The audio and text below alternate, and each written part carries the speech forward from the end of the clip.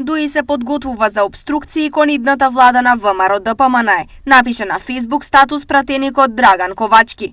Се заложувале дека во овој меѓупериод на избор на новата влада, делегитимирано раководство на чело со Славјанка Петровска, ќе ја смениле систематизацијата и ќе поставувале своји партиски кадри на раководни позиции.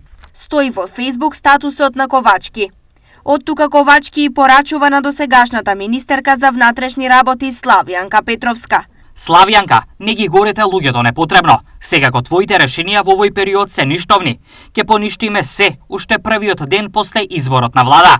Државниот секретар кој го терате да ви спроведува нелегитимни решенија, да си го земете таму од каде го донесовте. За месец дена од денеска за него место во МОК нема.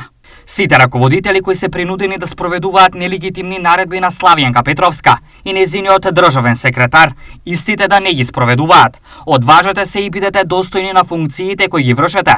Бидете професионални, а не послушници на полтроните на ДУИ. Готово е, неспособните заминуваат и никогаш повеќе нема да се вратат.